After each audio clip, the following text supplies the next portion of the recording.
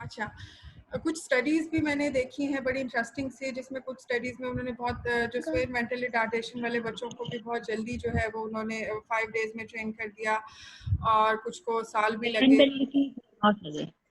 आप प्लीज अपने mic mute कर, एक सेकेंड, मैं आप लोगों की मैं खुद ही म्यूट कर दी, मैं म्यूट करती हूँ, आप लोग फिर उसको अनम्यूट कर लेते हैं। अच्छा, आप प्लीज काइंडली अभी माइक माइक जो है वो अपनी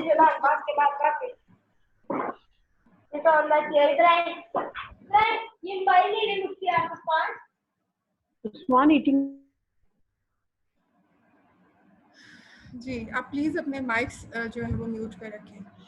अच्छा, तो मैं कह रही थी कि टाइम जो है ना वो डिफरेंस, अगर मुझसे आप पूछें कितना टाइम लग जाएगा टॉयलेट ट्रेनिंग में, तो मैं आपको कोई टाइम नहीं दे सकती। डिपेंड करता है बच्चे पे और कितने कंसिस्टेंट आप हैं और कितना सही मेथड आप यूज़ कर रहे हैं और कितनी जल्दी मतलब, और बच्चे का जो है वो लेवल क्या है, अंडरस्टैंडिंग क्या है, बहुत सारी चीज़ें उसमें आ जाती हैं, तो इसलिए इसका कोई टाइम पीरियड नहीं होता।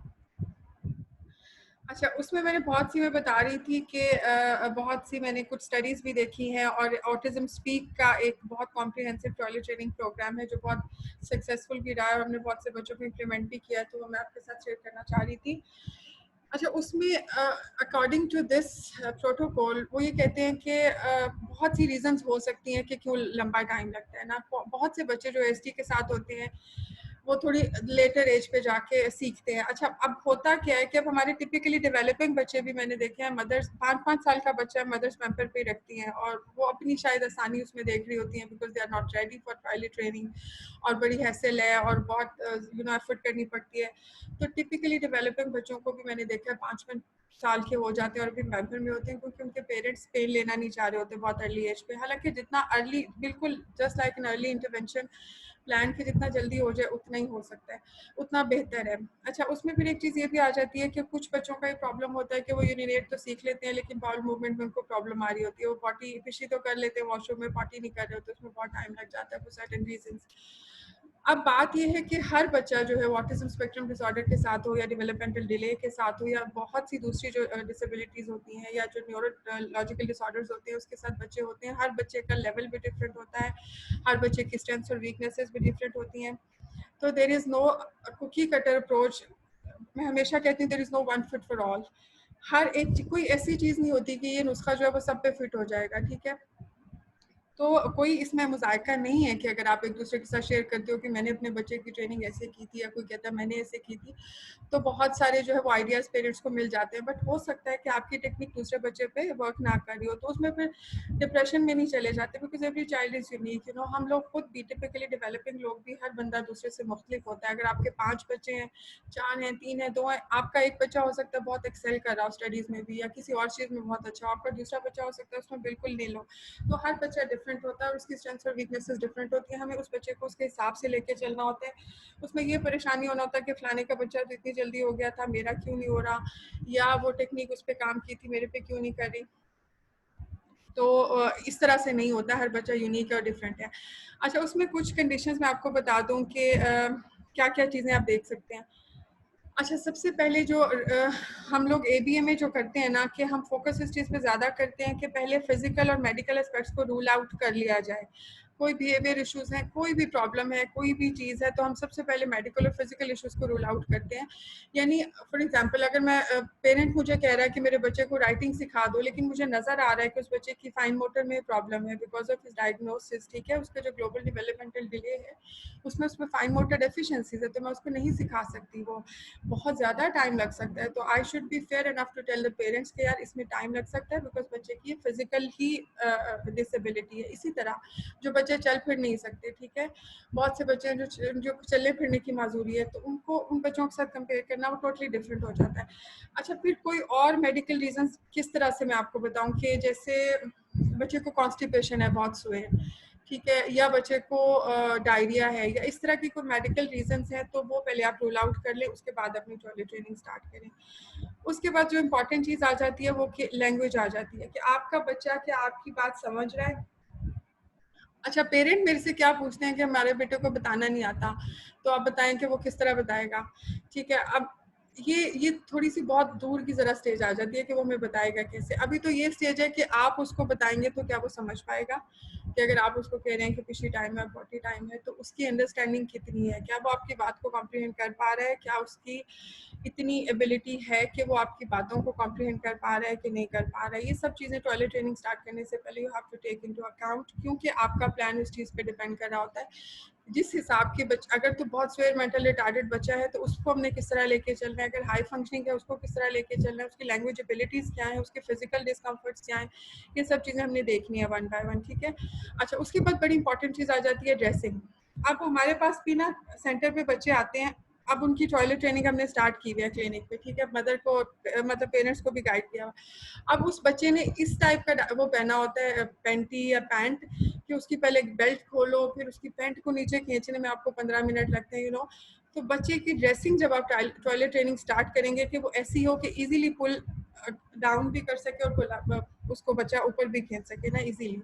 तो कोई ऐसी निकर, आराम सी शॉर्ट सी निकर उसको पहनाएं और ऐसी हो जो बहुत इजीली वो बच्चा कर सके, क्योंकि जब आपने टॉयलेट ट्रेनिंग स्टार्ट करनी है तो आपने ये नहीं करना सिर्फ, आपने बच्चे को सारे स्टेप सिखाने हैं। तो आपने अगर वॉशरूम ले जाना है और बच्चे से कहना है कि अपनी पैंट नीचे करो, तो वो इजीली हो भी जाए, वो ना हो कि वो बेचारा वहाँ कुश्ती कर रहा हो ना, वो हमसे नहीं हो रही होती तो बच्चे से क्या होगी। तो बच्चे को इजी कपड़े पहनाने हैं जब आपने टॉयलेट ट्रेनिंग स्टार्ट करनी है।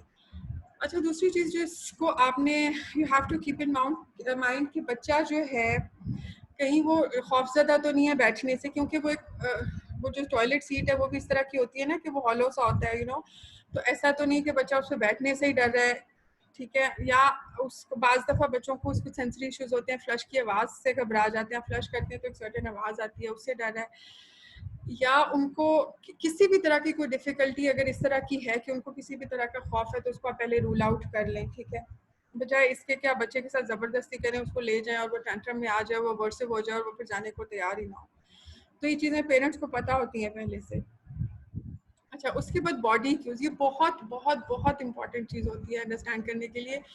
इवन जब बच्चा पैदा होता है ना हमारा, तो आप सारे पेरेंट्स हैं, आई एम श्योर आपने नोट किया होगा, मेरे भी बच्चे हुए हैं, तो बच्चा जब इवन कुछ दिनों का भी होता है ना, तो वो पिछली या 40 से पहले थोड़ा सटपटाता है, लेकिन कोई क्यूज देता है कि आपको पता लग जाता है कि ये बच्चा जो है अभी लाइक उसने पी करना है या पू करना है। तो सर्टेन बॉडी क्यूज होते हैं, इवन सर्टेन एजेस पे भी पेरेंट भी बता रहा होता है कि जब उसने पिछली या पॉटी करनी होती है, पर्दे के पीछे छुप जाता है, या टांगे आपस में समेट लेता है, या उल्टा लेट जाता है, कोई इस तरह के क्यूज होते हैं ना, उसको भी अंडरस्टैंड करें आप। ये बॉडी क्यूज से भी आपको पता चल जाता है कि उन्होंने जाना है, और ये आई एम श्योर 100% श्योर के पेरेंट को पता होता है कि ये इसका बॉडी क्यू है, अगर इस वक्त इस तरह बिहेव कर रहा है तो दैट मीन्स इसने टॉयलेट जाना है, ठीक है। तो ये सब चीज़ें आपको देखनी पड़ती हैं।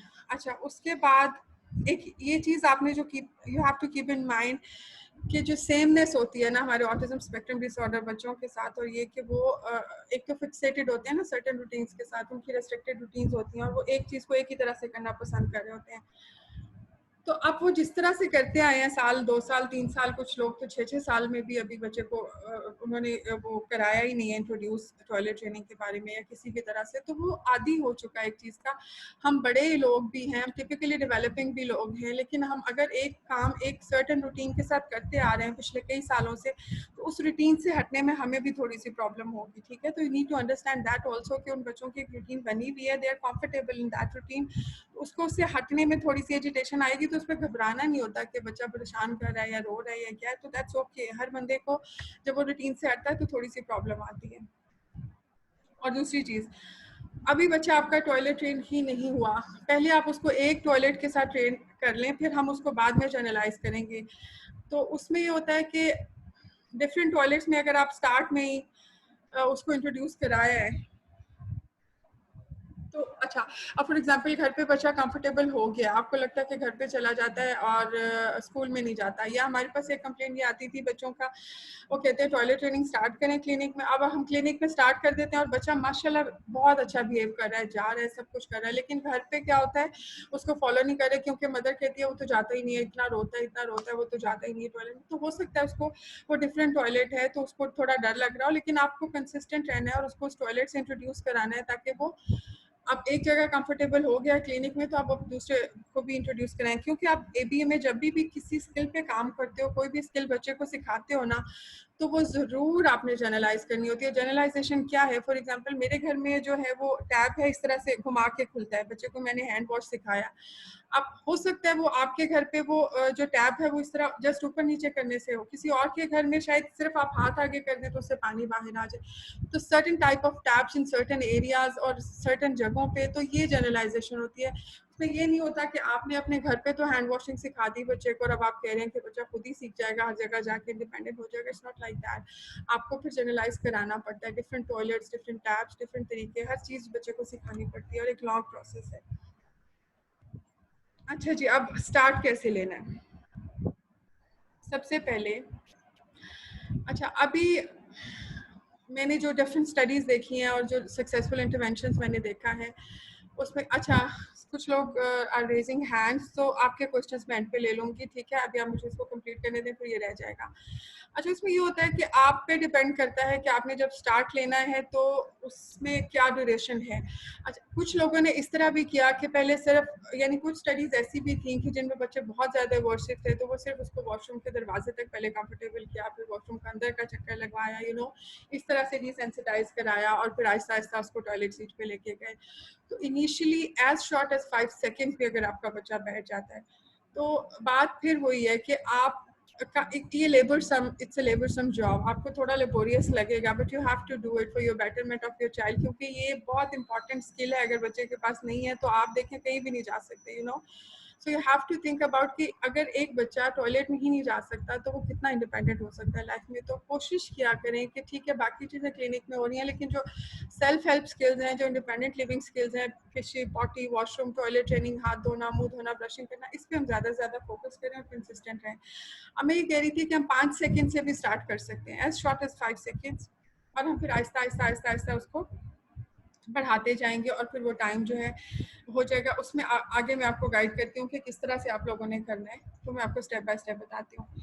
अच्छा, दूसरी चीज़ ये है कि मैंने पेरेंट को देखा है कि वो पूछ रहे होते हैं बच्चे से, और वो हमें भी कहते हैं, हम इतना पूछते हैं बच्चे से कि तुमने वॉशरूम जाना है, हम तो बताते ही नहीं है। अभी अभी उसको समझ ही नहीं आ रही आप उसे क्या कह रहे हो, आप उसे पूछो नहीं, उसे बताओ it's washroom time, it's PP time, it's पू टाइम, जो भी आपने घर में फिक्रा, कोई एक शॉर्ट वर्ड ऐसा सेलेक्ट कर ले जो आपकी फैमिली में ज़्यादा से ज़्यादा बोला जाता है, और फिर सब लोग प्लीज उस वर्ड पे रहे। ये नहीं कि मम्मा कह रही है चलो आप खुशी चले, पापा कुछ और कह रहे हैं, बहन कुछ और कह रही है, मेड कुछ और कह रही है। एक वर्ड रखें और उसी, जब भी आपने लेके जाना है तो आपने वही वर्ड बोलना है।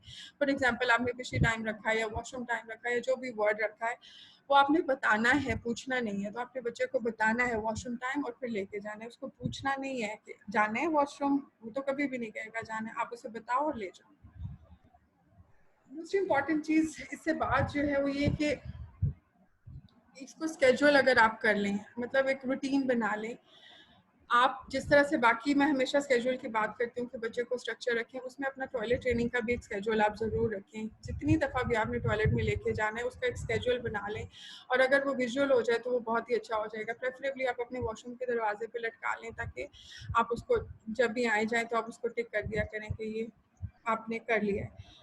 अच्छा, उसके बाद जैसे मैं कम्युनिकेशन की बात कर रही थी कि बच्चे को कोई सिंपल लैंग्वेज या वर्ड और साइन या पिक्चर जब आपने ले जाना है ना, तो वो आप, फॉर एग्जांपल अगर आपका बच्चा टोटली नॉन वर्बल है, यू डिसाइडेड कि आपने ठीक है उसको पिक्चर पे या साइन लैंग्वेज पे लेके जाना है, तो उसको ले जाने से पहले वो साइन या पिक्चर उसको दिखाएं और साथ बोलें टॉयलेट टाइम। अगर आपने कोई सा भी साइन रखा है, मेरी वीडियो ऑफ है, कोई सा भी साइन आप, फॉर एग्जांपल आपने हाथ को बंद करके साइन रखा है या आपने किसी भी कोई भी ऐसा साइन रखा है, अगर आप अपने बच्चे पे साइन लैंग्वेज पे काम कर रहे हो या पिक्चर पे काम कर रहे हो, या आपका बच्चा वर्बल है तो कोई वर्बल वर्ड, अदरवाइज कोई साइन या पिक्चर, हर वक्त जब भी जाना है तो एक ईजी टू कम्युनिकेट लैंग्वेज में आपने उस बच्चे को बताना है। जैसे मैंने कहा कि पूछना नहीं है, बताना है, तो आपने बता के लेके जाना है, और ज़रा थोड़े प्यार से it's washroom time, it's washroom time, तो उसको थोड़ा अच्छा लगे। ये नहीं कि उसको पकड़ा गिरेबान से और हम घसीट रहे हैं, और बच्चे को भी लग रहा है कि यार पता नहीं क्या जुल्म मेरे साथ हो रहा है। तो मेक इट फन, उसको थोड़ा एंजॉयबल बनाओ, अच्छी आवाज़ में प्यार से उसको बोले it's washroom time, let's go to washroom, या जो भी आपने वर्ड यूज़ किया है।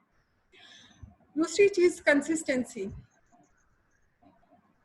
रिसर्च आपको बताती है कि 3 हफ्ते लग सकते हैं, ठीक है, एक बच्चे की किसी चीज़ को आदत बनाने में ना। एक बच्चा जब आपने किसी रूटीन के साथ उसको एडहेरेंस सिखानी होती है तो 3 वीक्स लग सकते हैं, बट अगेन ये भी कोई एक फाइनल वो नहीं है वर्डिक्ट, आपको कम भी लग सकता है, ज़्यादा भी लग सकता है। तो कंसिस्टेंस है। अच्छा, उसमें ये होता है पेरेंट्स मुझे बताते हैं कि हमने शुरू की थी टॉयलेट ट्रेनिंग साल पहले या 1.5 साल पहले, वो अच्छा भला हो गया था, फिर वो ये हुआ, फिर हमने छोड़ दिया, फिर अब तो बिल्कुल उस पर भी नहीं जा रहा, या आपने लेट्स सपोज स्टार्ट किया तो फिर कंसिस्टेंट रहे थ्रू आउट द डे भी। अगर एक दफ़ा भी बीच में छूट गया तो ये ना सोचें कि अब तो छूट गया था, अब क्या फ़ायदा, चलो फिर शुरू कर लेंगे, नहीं, उसमें फिर आप बहुत पीछे चले जाते हो। तो कंसिस्टेंसी इज द की। जब आपने स्टार्ट लिया है तो फिर आप सोच लें कि अब आपने करना है, आपका वो हफ्ता, 2 हफ्ता, 3 हफ्ता, महीना जितना भी लग सकता है, तो उसमें अपनी रूटीन को थोड़ा इस तरह का बना लें कि एक भी टाइम छूटना नहीं चाहिए, ठीक है। और उसके बाद विजुअल स्केड्यूल की मैंने जैसे अभी बात की कि विजुअल स्केड्यूल बना लें। उसमें ये है कि उस स्केड्यूल में मैंने जैसे कहा कि हो सकता है बच्चा डर ही रहा हो उससे, ठीक है, अंदर जाने से ही घबरा रहा हो। जो फियर ऑफ अननोन होता है ना, ये बहुत कॉमन होता है इन बच्चों में। अब आप अपने आप को इमेजिन करें कि कोई बंदा आपको हाथ से पकड़ रहा है, बगैर कहे, बगैर बताए, और आपको घसीट रहा है, तो हाउ वुड यू फील? आपको पता ही नहीं है कि यार ये मुझे कहाँ लेके जा रहा है, क्यों लेके जा रहा है। तो आप सोचें आप कैसा फील करेंगे, चाहे आपका अपना ही कोई आपको घसीट के ले जा रहा है बगैर बताए कि वो आपको कहाँ लेके जा रहा है। तो हमें अपने बच्चे को बताना है कि what to expect during the toilet trips. उसके लिए कुछ विजुअल क्यूज आप बना लें कि उसको पता हो, पेपर क्लिप पे बना लें, कोई चार्ट बना लें जिसमें पिक्चर्स लगी हो, कि बच्चे को दिखाएं कि ये टॉयलेट में होना है, ताकि वो बेचारा इजीली चला जाए, उसको ये ना लगे कि यार पता नहीं मुझे कहाँ लेके जा रहे हैं, ठीक है। तो आपको इस जरूर वो विजुअल क्यूज जो होते हैं वो किसी पिक्चर ऑफ द आइटम्स जो वॉशरूम में उसने देखनी है, या जो क्या एक्सपेक्ट कर सकता है वहाँ टॉयलेट होगी, ये होगा, टॉयलेट रोल पेपर्स होंगे, जो जो चीज़ें उसने यूज़ करनी है, तो वो एक स्केजुअल, मतलब विजुअल सी वो चीज़ें अगर होंगी तो बच्चे को आप पहले दिखा दें कि ये चीज़ें अंदर होंगी, ताकि वो डरे ना। तो ये फिर प्लीज म्यूट कर लें, तो ठीक है, ओके, मैं खुद कर देती हूँ।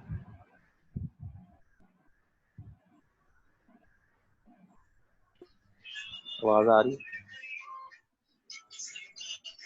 आवाज आ रही है?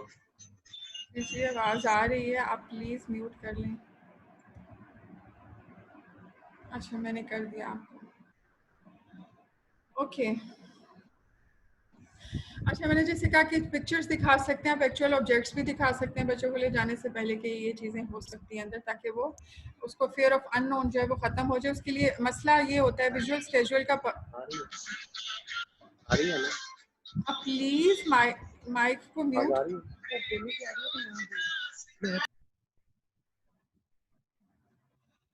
हाँ, तो मैं ये कह रही थी कि विजुअल स्केजुअल का पर्पस ये होता है कि आपने बच्चे की एनवायरनमेंट को प्रिडिक्टेबल बनाना है। हमारा सबसे इम्पॉर्टेंट गोल जो होता है ना, वो बच्चे के एनवायरनमेंट को प्रिडिक्टेबल बनाना है, ताकि उसके जो ट्रांजिशन इश्यूज हैं उसको हम ज़्यादा से ज़्यादा कम कर सकें, ठीक है। फियर ऑफ अननोन बच्चे का ख़त्म हो जाए कि यार ये मुझे किधर लेके जा रहे हैं, वहाँ क्या होने वाला है, उधर क्या एक्सपेक्ट कर सकते हैं।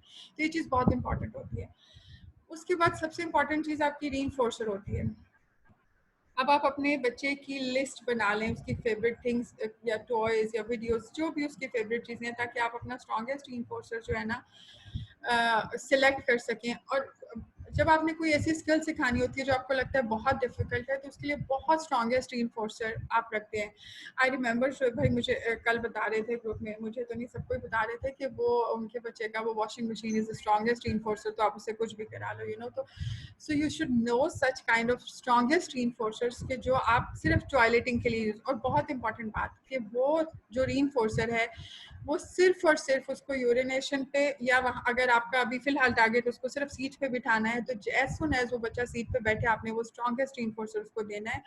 और वो रीइंफोर्सर उसको दुनिया में और कहीं नहीं मिलेगा, बिलीव यू मी, दुनिया में कहीं नहीं मिलेगा। मेक श्योर कि वो चीज़ सिर्फ उसको वहाँ पे मिले, ताकि वो उसको उसके साथ एसोसिएट करे कि जब मैं वहाँ जाता हूँ और ये करता हूँ तो मुझे मिलता है, इसके अलावा मुझे कहीं नहीं मिलता है। तो उससे आपके बच्चे का मोटिवेशन लेवल बूस्ट अप होगा और आपका सक्सेस रेट जो है वो बढ़ेगा।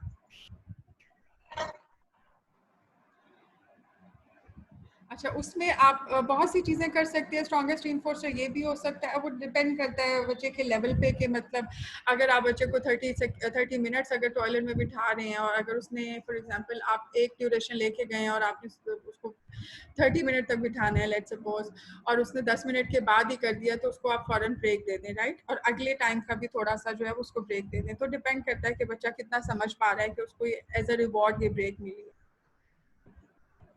अच्छा, ये 10 मिनट में ख़त्म होने वाला है क्योंकि 45 मिनट्स ही होते हैं, तो मैं फिर दोबारा जो है इस आप लोगों को लिंक भेज दूँगी।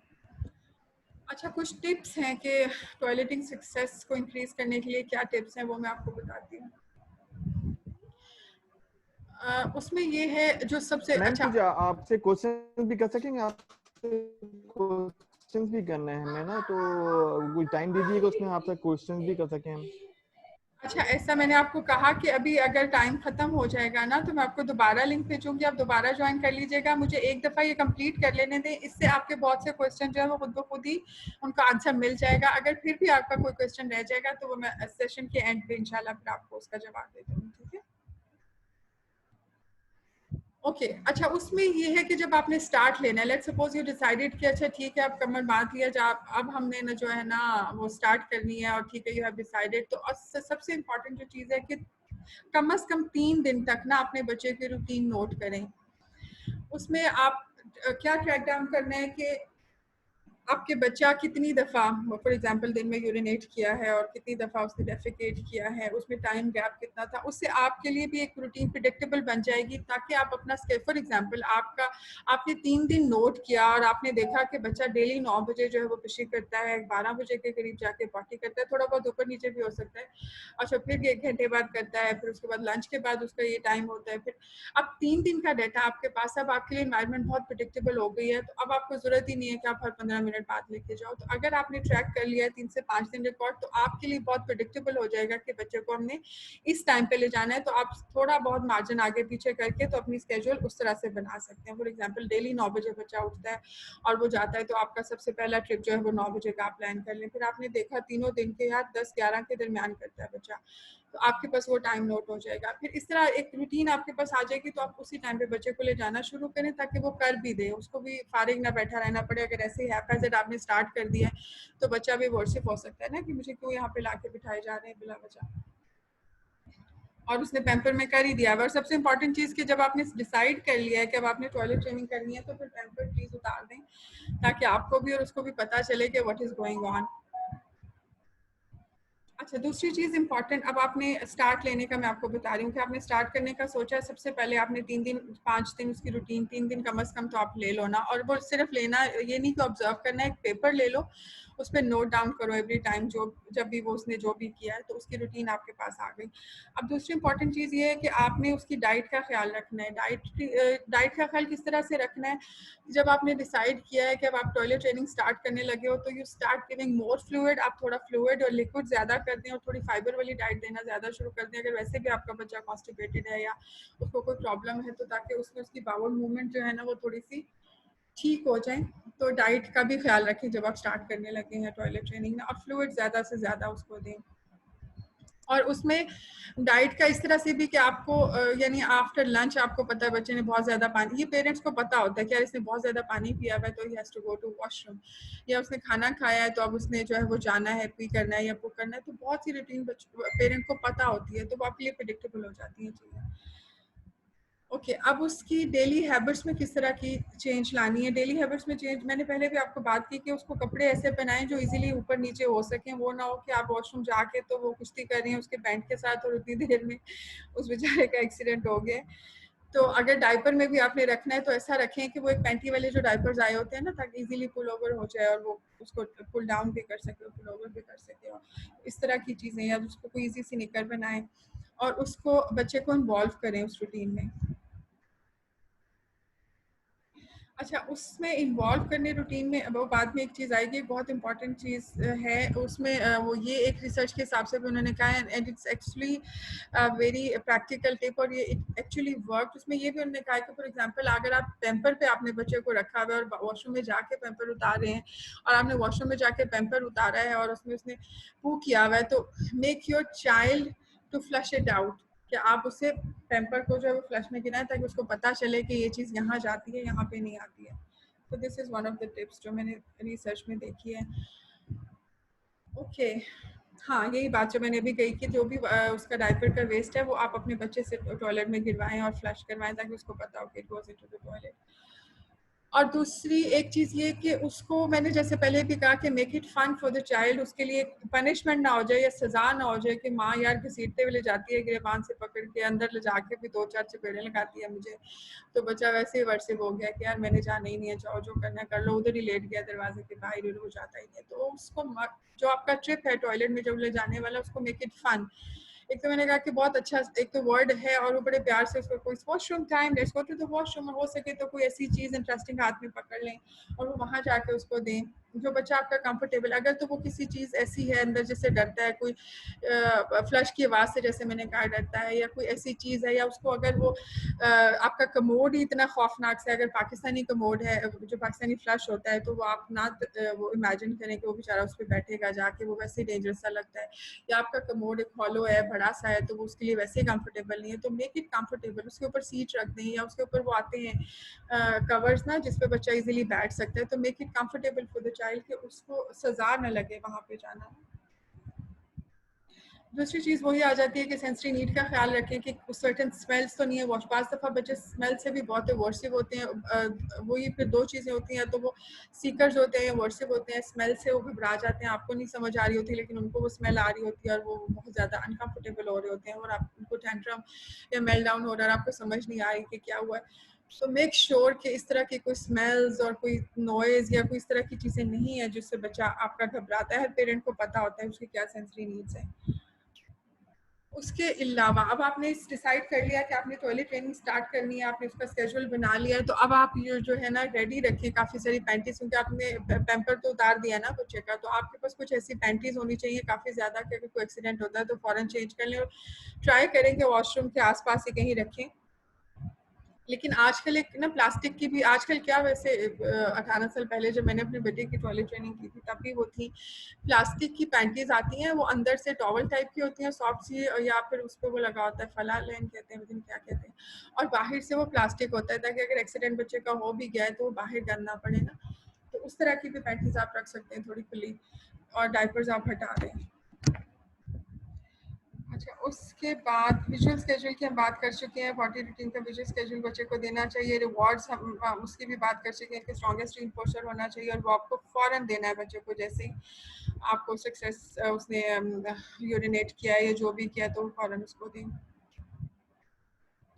उसके बाद यूजिंग डिफरेंट वॉशरूम्स, जनरलाइजेशन की जैसे मैंने बात की थी कि अगर एक ही घर है, लेट्स सपोज अभी तो अपने घर से स्टार्ट करना है, बाहर बाद में निकलना है, तो अगर आज अपने बेडरूम में लेके गए हैं तो कल बच्चों के बेडरूम में ले जाएं। अगर आपका बाहर एक गेस्ट वॉशरूम है तो वहाँ ले जाएं, तो कोशिश करें कि बच्चे को चेंज करके ले जाएं ताकि ज़्यादा से ज़्यादा आप एक्सपोजर बच्चे को दे सकें, जनरलाइज कर सकें।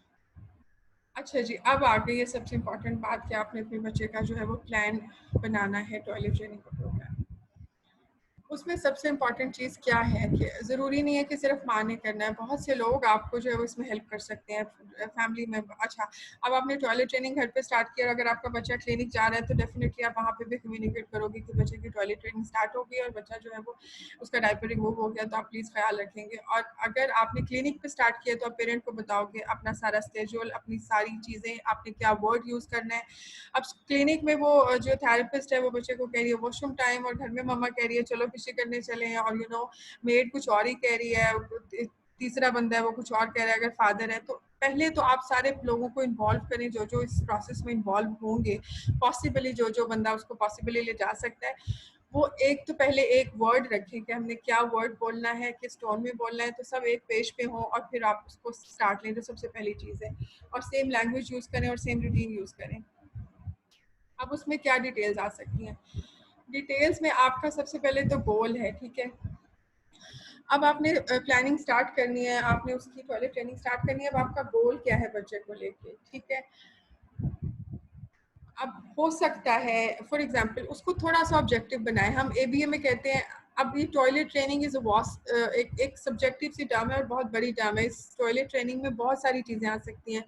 हो सकता है आपके बच्चे को स्टेप बाय स्टेप लेके चलना हो सकता है आपके लिए यही बहुत बड़ी स्ट्रगल है अभी कि उसको वॉशरूम के अंदर तक ले जाएं। जैसे मैंने पहले कहा कि आप आहिस्ता आहिस्ता डिसेंसिटाइज कराते हो, पहले वॉशरूम के बाहर थोड़ा सा खिलाते हो, यार it's okay to be here, और थोड़ा थोड़ा करके अंदर ले जाते हो, बच्चा कंफर्टेबल हो गया तो फिर उसे सीट पे ले जाते हो। तो डिपेंड करता है आपका गोल क्या है।